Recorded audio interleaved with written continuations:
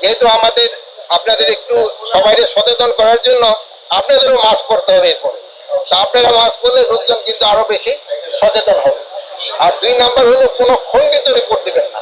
যে রিপোর্টটা হয় সব রিপোর্ট তো লেখা সম্ভব হয় না, যেটুকু লেখেন ওটা পুরো লেখলে হয়।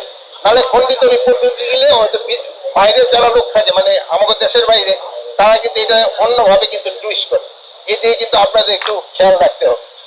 স্যার একটা প্রশ্ন আছে স্যার, মাননীয় প্রধান উপদেষ্টা গতকাল লন্ডনে একটি দলের প্রধানের সাথে দেখা করেছেন এবং নির্বাচনের সম্ভাব্য ডেট ফেব্রুয়ারিতে নির্ধারণ করার কথা উনি বলেছেন, করা যেতে পারে।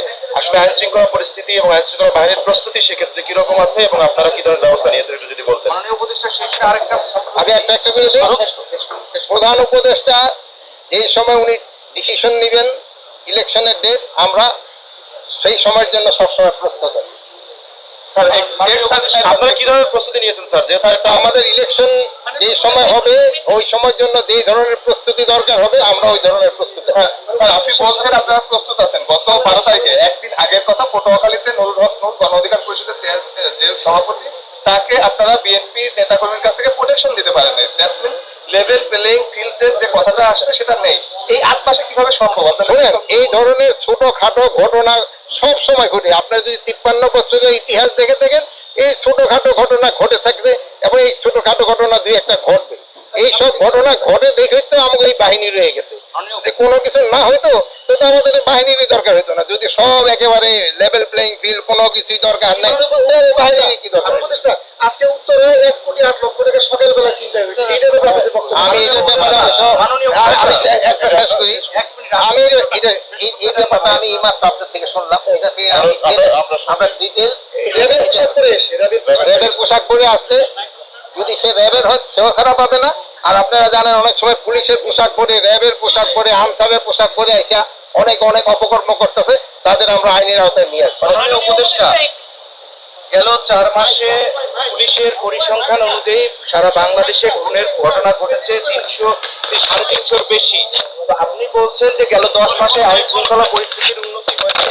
এই যে পুলিশের যে পরিসংখ্যানে খুনের ঘটনা বাড়ছে, সে ব্যাপারে আপনারা কি কি পদক্ষেপ নেন? আইন শৃঙ্খলা পরিস্থিতিতে উন্নতি হয়েছে, এটা আসলে দেখেন এই যে আপনার ভাই